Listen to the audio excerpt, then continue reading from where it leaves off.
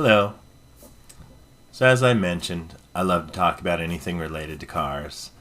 One of the things that I actually really love to talk about, however, it's more of an interesting intellectual conundrum more than it is a fun topic to talk about, is what's happening in the car market right now. The reason that's pertinent to me is because I've been thinking of getting rid of my Jeep Wrangler. Yes, I've only had it about a year. Yes, I'm leasing it. And normally a year into a lease, you could not get out of your car with any type of financial, positive scenario, if you will. However, now I could get out of it and I could break even. That would be awesome. But car prices on new cars, and I don't typically buy used cars, and we can talk about that in another topic or another blog. But used car prices are outlandish right now, and even though the prices themselves are softening a little, the interest rates make purchasing or leasing a new car at this time not a good idea. And unless it's absolutely necessary for you to get a new car right now, I strongly recommend against it. It's one thing to get manufacturers, home sellers, whatever it is in this market to bring the prices down at this time, but it is not feasible with these interest rates. And so, we can stop making purchases to drive prices down, but that's just going to further incent the banks to push the interest rates even higher. And so we're just sort of in this weird conundrum, strange time where we need both prices and interest rates to fall. And until they do, the car market's just in a strange, bizarre place that it's never been in before. One of the big drivers of the current car market situation, besides the pandemic and the chip shortage, of course, is Carvana. Carvana is a bad company. That's evidenced in their stock price. It's evidenced in all the lawsuits against them. But what it's really evidenced in the consumer market is how they overpaid for too many cars. Well, for a while, they sold cars at too high of a price because they overpaid for them. And that loss of equity that consumers are now experiencing in the car value is being taken advantage of by the banks. They don't care. They sold the car at X price. The dealership sold the car at X price. Now the consumer's left holding the bag.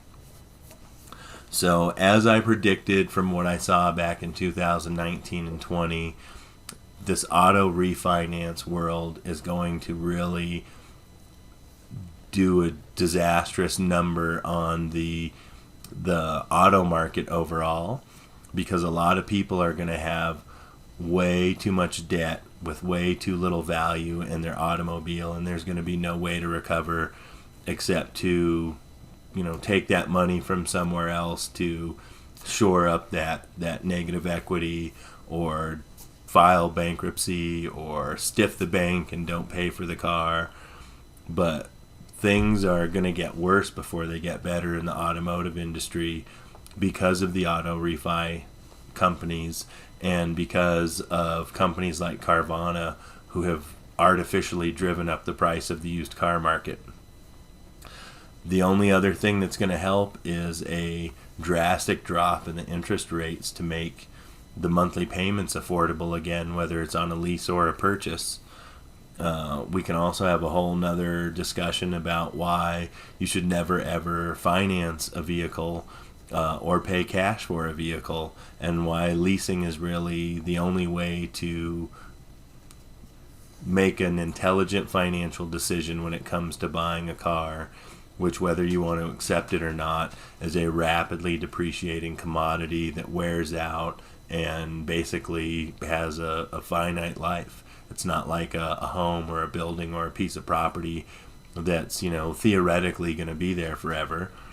they're made to break. And especially with this age of electronics and computers and sensors and all these types of things, the cost to repair is going up as well.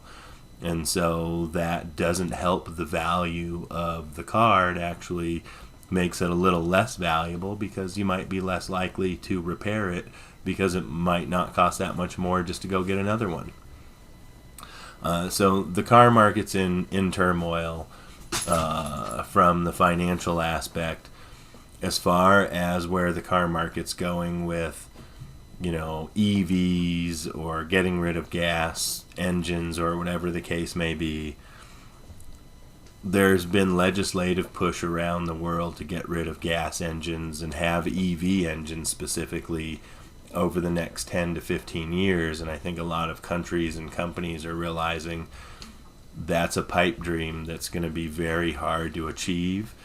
It has a very short runway, and it's going to end very terribly.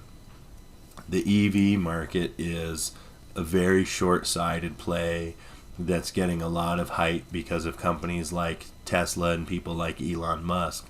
But the fact of the matter is it's more unenvironmentally friendly to build an EV car than it is a gas car. Of course, once the gas car is running side by side with the EV car doesn't pollute. However, they're not that much more reliable than gas cars. Once the batteries wear out, there's no real way to dispose of them, and that's another environmental hazard that's upcoming.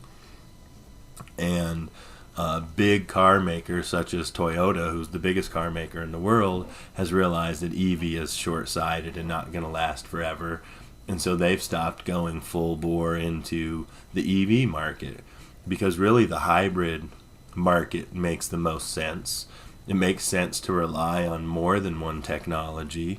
It doesn't make sense just to have an all-gas car or an all-electric car when you can easily combine the two. And the current Toyota Mirai, I believe it's called, is an awesome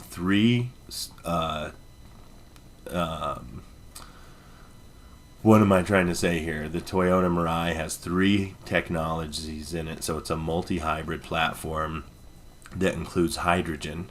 And hydrogen is really the answer over electric and gas long term for the environmental benefits. But it's got the same challenge as EV has right now in that there's no infrastructure for it. There's a very limited infrastructure in California, so if you're in Southern California, you can get a hydrogen car. Outside of that, in the United States, good luck. That's really what we need, is to be looking beyond the next 5 or 10 or 15 years, because if we only look at the next 5 or 10 or 15 years, in the next 5 or 10 years, we're going to hit a wall of, oh my gosh, we've been doing this wrong and we're going down the wrong path. And we very quickly now, today, need to adjust our thinking about environmentally friendly vehicles and transportation, about city layouts and designs, about the possibility of having electric-only vehicles in large cities and then having hybrid or gas-only vehicles outside of large cities for the distances and the infrastructure that needs to be there or that's already there. That's the general state of the car market. It's not a super happy one. If you've got a lot of discretionary income that you don't need to worry about it, then you're probably finding lots of fun and passion at the high end of the EV market, at the high end of the gas market, with the rare cars, with the supercars, even with the 2023 Corvette, which, even though it seems like lots of fun, be careful, they catch on fire. There's been more than one report of people driving them like they're meant to be driven, which is like a sports car, which is, high RPM, high revs, hard shifts, that type of thing. And the new Corvettes are catching on fire, so be careful. Spend a little more money, go a little slower, get a Porsche. That's just my opinion, of course. But yeah, no, the Corvette fires is not my opinion. That's something I've been reading about in the media. Anyways, Thanks again for watching. Please like and subscribe. As always, we're trying to get as many subscribers as we can and build our channel up just like everybody else. So we appreciate your likes and subscribes especially. Please share the video with anybody else, and if you want to have an intellectual and passionate discussion about the car market, please feel free to reach out to me directly. Thanks and have a great day.